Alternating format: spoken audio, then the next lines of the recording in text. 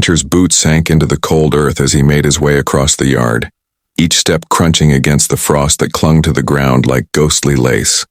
The sun was low, burning orange across the endless Wyoming plains, casting long, lonely shadows over the fences and the worn barn. When he reached the porch, he hesitated. Inside that house, silence had taken up residence long ago. He opened the door anyway. The air inside smelled of dust and memory.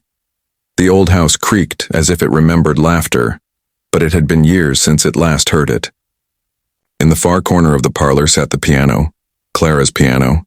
It was draped with a yellowed cloth and a thick layer of dust. Once it had been the heart of their evenings.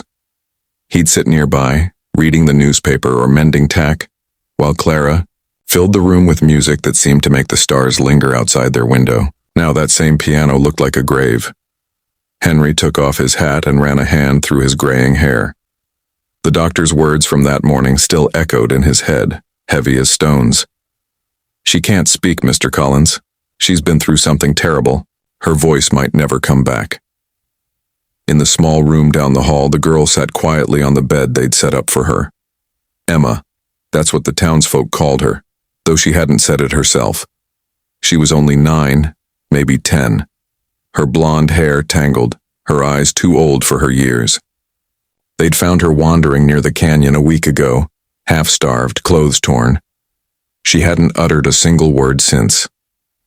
When they brought her to Henry's ranch, they said it was because she needed peace and distance. Maybe they also knew that Henry did too. He leaned against the doorway, watching her through the flickering lamplight. She sat on the edge of the bed, brushing the mane of his old mare through the open window where the horse had poked its head in, calm and patient. The sight stirred something in him.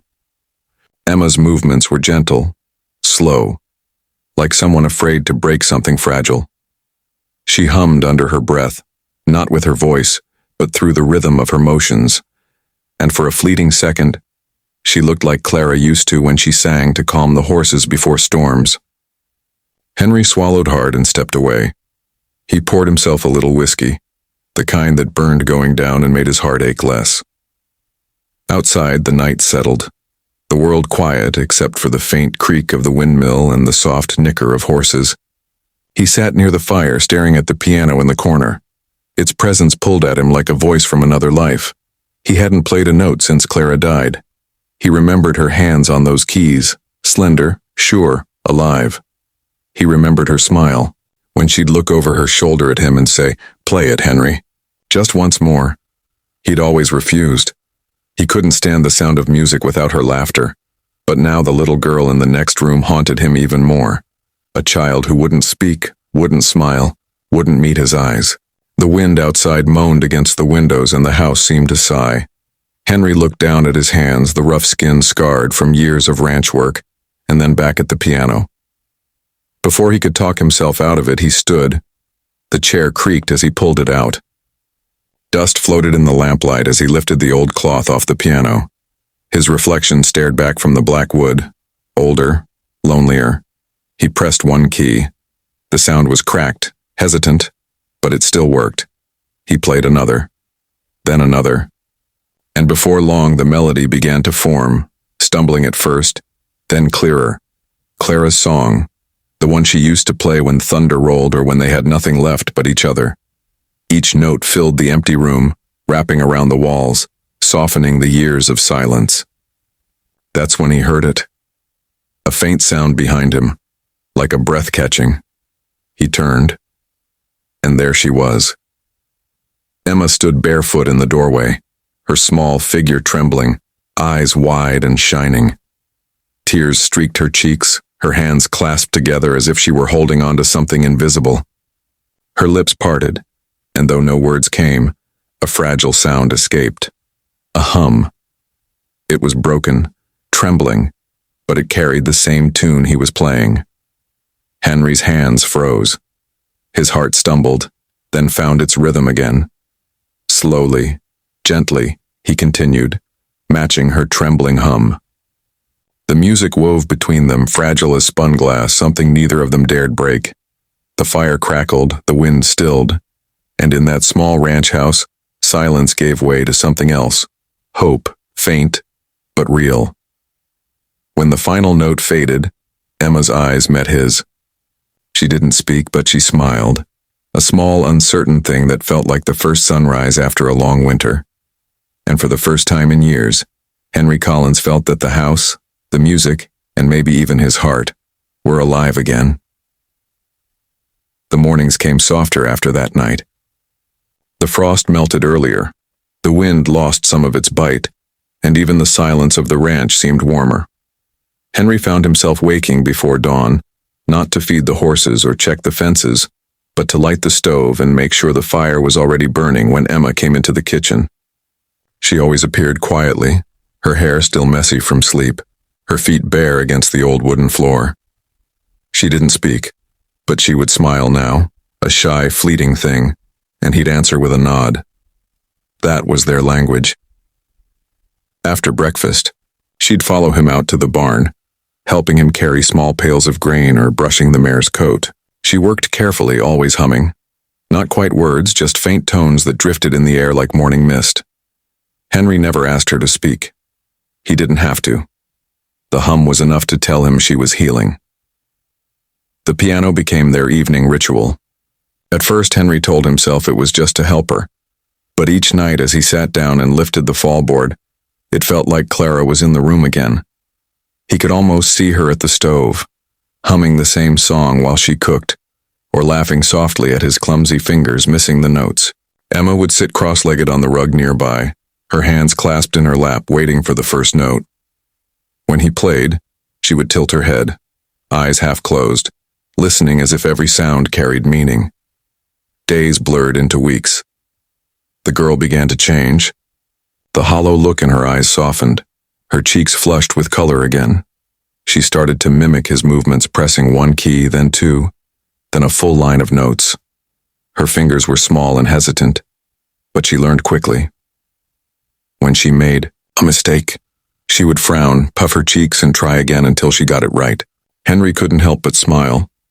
It had been years since anything had made him smile like that. One evening, a storm rolled in from the west. The wind howled through the cottonwoods, rattling the windows and driving the horses into restlessness. Henry shut the shutters and stoked the fire higher. Thunder cracked across the plains, and Emma jumped, dropping the wooden spoon she'd been using to stir soup. Her hands trembled. Her breath came fast, shallow, frightened. Henry crouched beside her and spoke softly. "It's just thunder, girl. It can't hurt you." But her eyes were distant, fixed on something far away that only she could see. She covered her ears, shaking her head. He didn't say anything more. Instead, he went to the piano. The wood was cool under his fingertips, the sound almost drowned by the rain pounding the roof. He pressed one key, then another. Slowly, the melody began. Clara's song, gentle as a whisper. Emma froze, her wide eyes darting toward him. The thunder rumbled again, but this time she didn't flinch. She watched his hands move across the keys, the music rising steady and sure. Her shoulders eased. Her small body stopped shaking. Henry didn't stop. He played through the storm, letting the sound of Clara's song fill every dark corner of the room. He could feel something shifting, something fragile, but powerful. Then he heard it. A voice. Barely a whisper at first, so soft he thought it was the wind. But then he realized it wasn't. Emma's lips were moving. Her voice was cracked, trembling, but real. "Don't stop," she said, her words stumbling out between sobs. "Please, don't stop playing." Henry froze mid-note.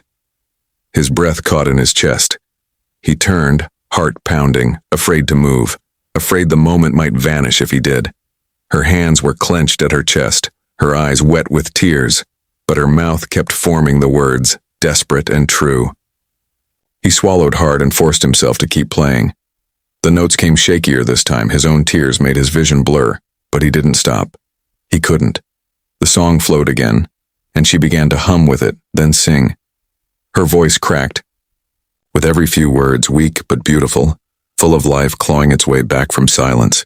When the storm finally began to fade, she was singing freely, her voice mingling with the last rolls of thunder. The firelight flickered over her face, and for the first time, she looked alive. Not just surviving, but living. The final note lingered in the air.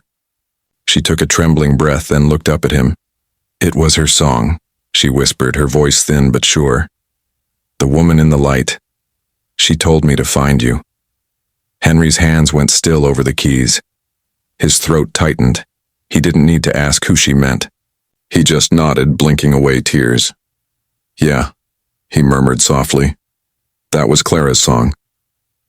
Outside, the rain stopped.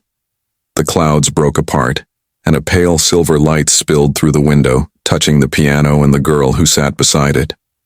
The ranch was quiet again, but not the same kind of quiet. This one was peaceful, full, alive. Emma leaned her head against his arm, her voice small but steady. Can you teach me to play it? Henry smiled, his heart aching and whole all at once.